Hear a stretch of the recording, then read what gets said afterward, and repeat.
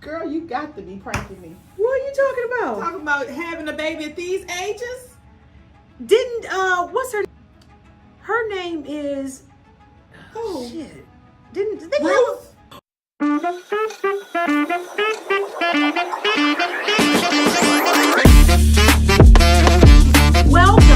Welcome to Protect the P. I'm Dionne Webster-Cox, and this is the attorney extraordinaire, the hood rat from Harvard, the exceptionally brilliant, extraordinary. We'll get in your fucking face for no reason. That's not true. That's very true. And no, I'm not joking. I'm serious. She will get with you. You will you or won't you? Don't lie now. I won't get in your face for no reason. I'm one of those you have to provoke me. Okay, right. Her name is Shawndrica Simmons. Shawndrica Simmons. So welcome. Thank you.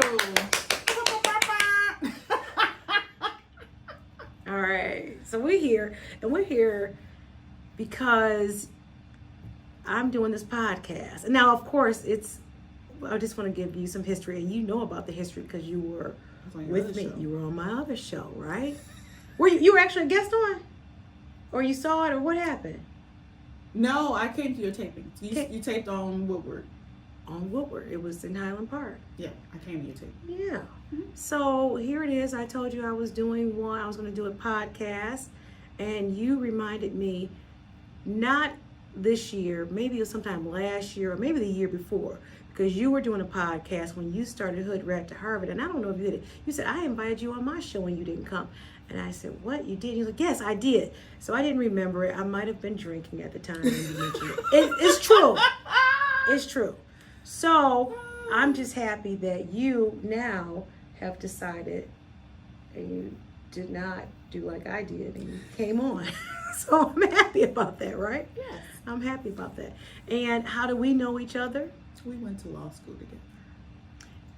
Right. And we weren't in the same. We weren't even in the same class. I think we were in one class together the whole time. But did you have to go to the what would it call it, the slow seminar with me? No. I had to go to the slow seminar. They gave us a. What was that?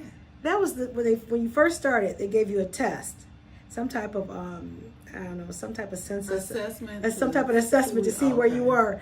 And I failed the assessment, or I did something on this assessment where I had to go to the remedial class. Oh. Yeah, I had to do remedial, and I did it, and I came out just fine. I like cooling. Yeah, I really like cooling. So that's where we met, and then from there, you helped me with my divorce twice. You have the patience of a saint. Can I tell you that? You know what? Here's the thing. I have a personality that I love. When I love you, I love you. There's really nothing you can do about it. And so I just love you. So I love you too. yeah, and your baby before she even came. You do love my baby. Yeah. I love my little baby. Yeah. I prayed for her. You did. I did pray for her. I prayed for everything about her. And I remember and I'm going to tell this story because I remember when I was 15 years old. No, maybe I was 16. Anyways, I was a high school co-op. I was working for the GM tax staff. I was down, that's when the GM building was down in Midtown. Yeah. And they had the not the Millender Center, they had the new center, that little mall right across the street. There was a gallery that was in the Fisher building, because all these buildings were connected either by a sky ramp or underneath something. They were all connected. And they had a gallery. And in this gallery, there was a picture by Carl Owens, Jesse Owens. Well, Jesse Owens is a track star. Okay, Carl Owens. He was an artist. And it was called Little Flower. And it was this pretty, oh my gosh, she was a pretty little brown skinned baby. Oh my God, just dark brown skinned baby. So I'm going to say that's who she was. And I looked at her at 16 and I bought that. I saved my money. I put it in layaway and it was a lithograph. I saved my money and I purchased her and I put her on my wall. I was 16. It was my first piece of art. And I was just looking at her and I said, when I have a daughter, she's going to look like her. This is what she's going to look like. Now, why was that? Because unfortunately, I suffered from colorism from other black people, and they would talk about my skin color, and all I wanted was a little chocolate baby, so they wouldn't talk about her. And that's what I got. I Did got you a just chocolate say baby. that you, as a light-skinned woman, suffer from colorism? I was talked about so badly by them, and I won't name who the them are, but they did. But I just wanted a brown skinned baby. That's what I wanted. I was not going to subject her to what I had to endure.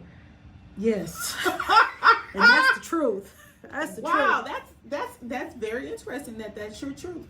Yeah, that's my truth. Nobody can take it from you. Yep, that's my truth. So I had her, and I purposely, the man, I had to ensure those genes were going to be what I needed them to be.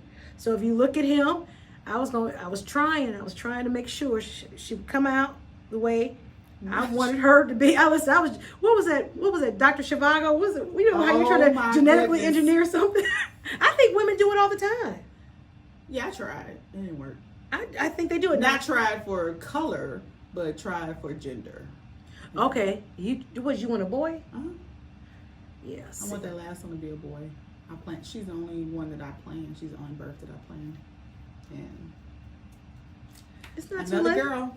It's not too late. It's too late. It's not too late for me. I'm talking about me. Oh, it's not too late for me. Somebody tell me I'm pregnant right now, I'm going to be in the corner eating my own shit. Well, that's graphic. You can lock me up right now. No, just go on vacation. No, I'm done. No, just go on vacation. No, They work. Bring the jacket, bitch. No, don't. Just go. I'm done. Just go on vacation. I'm going to be certified. You put a stamp on me and apply for my check. What? You gonna get a check? Oh, I'm gonna get a check. Because I'm gonna be crazy in a bitch. No way. Ain't no way. No. Absolutely What? Not. Absolutely. Goddamn not. Really? No more children. Well, if I get married again and he happens to want a child, I can pop him out. I can do it. Shouts out to you. Mm-hmm. I can pop one in your out. uterus. Yep, I can do As it. for me and my pee. Yo, pussy. Yeah. No, thank you. No, thank you. Absolutely not. Well, Wow. yeah. Well, yep. There it is. Okay, no. What? Wow. I've never known that there's no, girl, you got to be pranking me. What are you talking about? Talking about having a baby at these ages? Didn't, what's her name? Her name is, Who? shit. Didn't they Ruth? Ruth In the who? Bible? Who are you talking about? Sarah. She was down there 60. Somebody said, I don't know, but who? Somebody that's around us that's had a child? Not, we don't personally know, but I thought Diana Ross had one in her 50s, didn't she? Did she? I thought those kids were in her 50s, and then I thought, girl. what about Did she carry it? Janet Jackson had one in her 50s, didn't she? I thought she had one in her 40s. I'm not sure. But What- again, she got enough money to insure all the things and take care of all the things and call somebody to come get the thing. I can't. What thing might that be? The child. See, no, guess what? I'm not The doing bottom that. line is that Dionne Webster-Cox, now, what did I say the first part about it? If I were married and he insisted on there being a baby, I could perform that duty. Okay. I didn't say I would go out and randomly get pregnant. I ain't trying to do that. You know how much I put into kids? I know. How I much fought for that. Okay? You did. How much I put into them? Yeah. For them to, no. And then to have another one, then I got to be damn near 60 dragging them around and shit. Fuck that. No, not fuck. See, yeah. Future husband. Yeah. Not Yeah. fuck that. I would do it. That's what she said. Fuck them kids. I didn't say fuck them kids. I didn't say fuck them kids. I love kids. Just what she said. Children are a blessing. Yeah, they are a blessing for somebody else. They At are a this point in my blessing. life. And I would absolutely do it. If I were married. If I were married and he insisted on it, that means he would probably have to be younger. And that means he was all together, right? And then if that's the place, he couldn't, then if he were younger, he would definitely have to have his shit together. Because he can't, no, I won't be. I am married, and if my husband insisted on another one, sir, your intrusive thoughts have broken us up.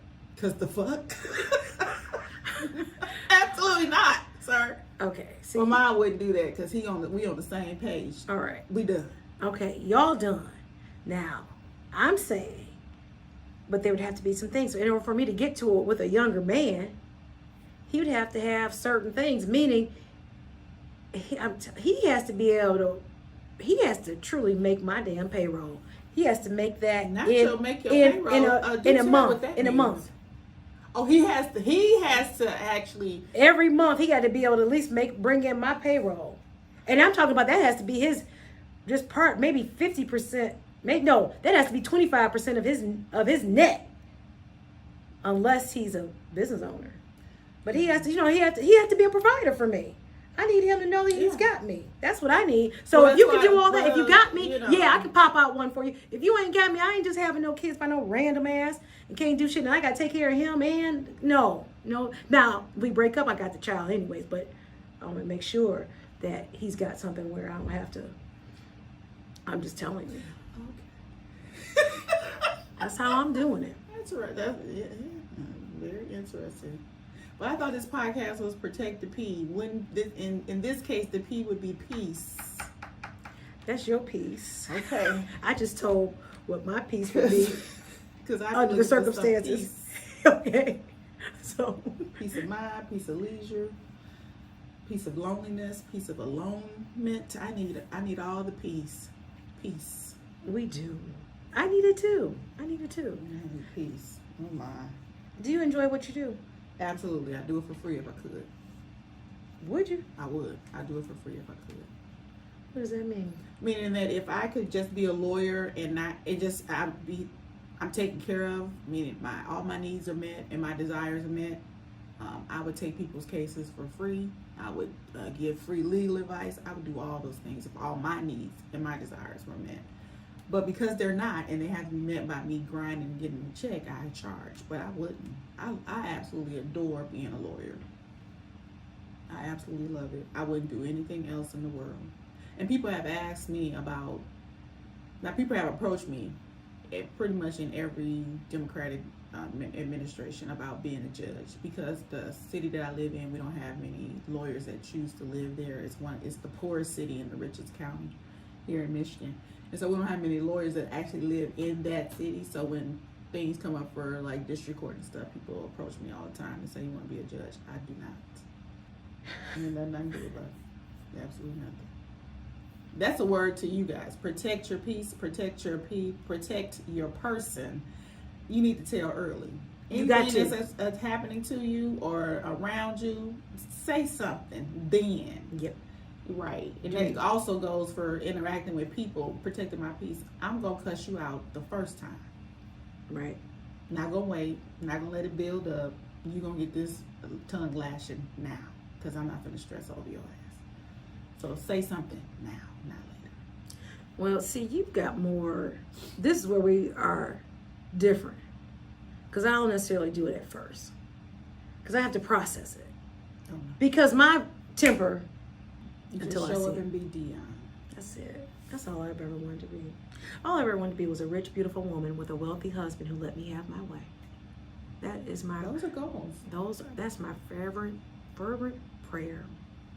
A rich, beautiful woman. Those are goals. And guess what? I'm halfway there. How about that? Not halfway there. Halfway there. I got the first part. My God. Got the first part. I love it. I absolutely love it. Got it. Mm-hmm. Check. Shouts out to you. Check. So it worked. But then maybe it's not. As I get older, well, I guess that's all of us. Now I understand older women. You don't want to put up with a lot of bullshit. No. I'm not going into my sunset years going back and forth with nobody but Aaliyah. And I'm not arguing with nobody. Mm-hmm. You can kick rocks with an open toe shoe, bitch. I'm done. I know how to leave a room. Mm-hmm. I'm with you. So keep your thoughts over there. I don't care. Right. Ditto. I don't care. Ditto. I don't. So that might be a little problematic, right? That might be a little. Not in this season of my life. I'm not putting a girl. No, I'm talking about me. If I'm talking about getting married. Oh, you're not putting up with bullshit. Well, you might find the person that ebbs and flows with you. I will find. You know. I will find him. That person exists. It's about the connections meeting. And I think most likely you might find it during your travels. Because your goals are really simple. You want to be able to take care of yourself and your child, so she's self-sufficient in all those things, send her to school and all those things, and then travel more extensive than what you've been doing. So you might find somebody that wants to do all those things that you want to do. Yeah. Right? Not that you might find them on your travels. You're going to find them. It's just a matter of might find them on your travels. Well, I accept. So somebody did slide into my DMs on my what was that called? The TikTok? The TikTok. Not your TikTok The DMs. TikTok. Oh, Make yeah. sure it ain't a bot, bitch. Well, he said, "Are you in Atlanta?" Is that bots ask those questions? Is that what a dick is? I heard there was dick in Atlanta. For us. Right. That's what I was going to make that caveat. Dick in right. Atlanta for I heard there others. was, right. For us, Right. is there any? But not for me, for I was going to her. say, there's no dick in Atlanta for you. My dick up here. Right. But for somebody that's looking for a dick that looks like us, Right. is there some in Atlanta? Not that there's anything wrong Sir. for those that like Sir. dick looking for dick. What? That happens. Like, you said what now? Dick looking for dick. I mean, right. For us, right. looking for the people. Yes. Yes. I got a bunch of them. I done birthed a bunch of them. Well, it's all good. Shouts out to all the little bit quick. You said, look. Oh, that's what the LBGQ. Oh, I didn't know what you were saying. It was a word that I couldn't figure out how to say it. That's why I was like, yes. I didn't know what else to say. Yes. LGBTQIA. Okay, that's what's up. Yeah. That's what's up. Yeah, well, I mean, I think that I know, because it started about what happened, and somebody came into my DMs, and thank you. I like those little comments. But you know what happened? I actually put an ad out, or I gave TikTok some money. I gave them like $9. What? I gave them $9. They said, listen, they'll push it for me. So we'll get you at least 1,600 views. And that, I think it came as a result of one of. Oh, no. What do you mean, oh no? I didn't know. I didn't know you were paying for ads. I didn't, that was my first time. Oh, okay. I said, I saw it, and I said, sure. Now, of course, I picked the one where my bra strap is showing.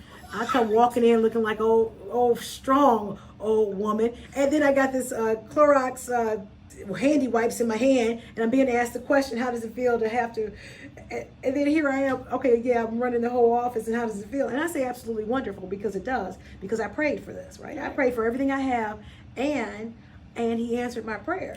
So what we doing about these kids and these cases and these little, the population of the little colored boys? Can we say colored boys? Okay, hold on. We can't say that.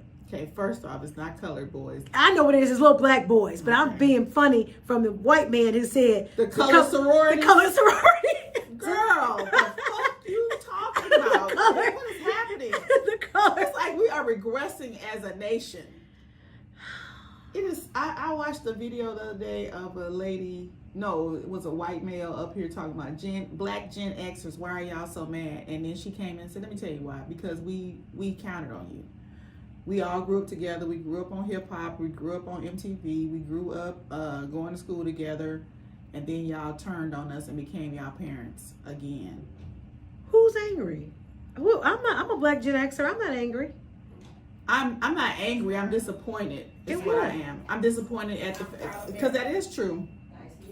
I mean, that's not true for me. Hi. No, that's true for us as a generation. That's where we are in. But who are we mad at? No, I'm saying I'm not mad. What I am is angry at the fact that we did grow up together. We did listen to the same music. I know all your songs. I know Elena Morissette and Korn, and you know everything from Wu-Tang Clan to Public Enemy. And we were music binds people, and here we are celebrating each other, graduating with each other, doing all the things together, and then you turn out to be a Trump supporter and question my humanity. Because you can be a Republican. I'm a Republican on paper, but questioning my humanity. What? Okay, I have not had this discussion with anybody. Yeah. I have no idea what y'all talking about. No, I ain't angry. I'm not disappointed. I am.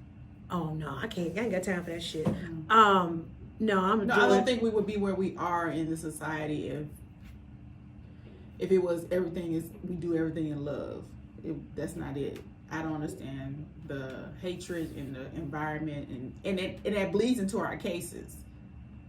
Well, I do think somebody's background, and that's why somebody's background will influence how they make either rulings, how they prosecute a case, Yes. how they defend a case, Yeah. right?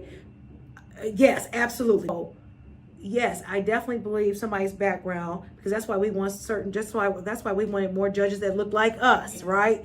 Because they could understand Ray and what the hell mama had to go, and you know what I'm saying, whatever the background, they understood that. At least you would hope they did understand it. Some understand it, some still don't understand it. But then you've got a lot of I mean, so that goes for all judges, because because as you say, if Gen X, black, white, all of us grew up together, went to school together, then everybody should kind of understand it, right? Yeah. We should kind of be there. That's why I say I'm disappointed, because you don't see that. Oh shit, people are people. And you don't see that in our colleagues, and a lot of our colleagues. I know we are unicorns here in Southeast Michigan, because we do kind of have a melting pot and a kind of cool bias way of how we interact with each other. But then when you go out state, go to other countries, other states, and you see how people act and interact with us that are our same age, you're like, really? Really? Yes. Well, I look good, so I can't even tell. But again, normally they look a lot older than me, so I wouldn't even know. Not spoiled milk. I'm just saying.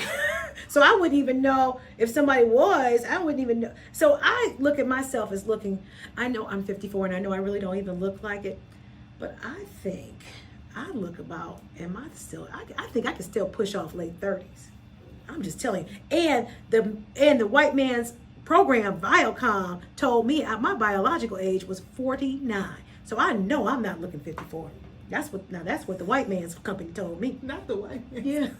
I've taken it to the white man's company. That's what he told me. Company told you, girl. Yeah. He also told me that I was decreasing on cognitive functioning and shit. Told me my ass was, oh man. He told me my ass was half retarded. But that was okay. Oh my God. Oh, I couldn't say it again. Shit. Retarded shit. Stop. Oh God. He couldn't help himself. But he told me. But he gave me some ways. Listen, he gave me some ways to help myself to improve my cognitive functioning. Okay. And he told me to stop eating that damn broccoli, cabbage, asparagus, because it was all causing roughage. Yeah, all causing inflammation in me, and that my body was the way I look at it, my body was processing that too much, and it was trying to get the inflammation down and not using its energy it needs to also with my cognitive.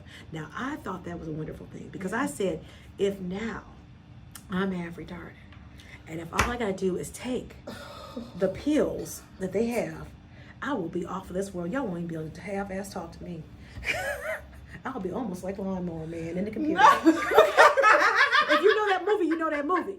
I don't. Okay? So you know what I'm talking about. I won't go into the computer, but you know. So if this, because I'm like, wow. Oh, wow. So you telling me that means I can get improved? Now, I'm all for improving. I know that's right. Okay? Learning every day. So what do I need to take, Mr. White Man? What supplements? I will buy them.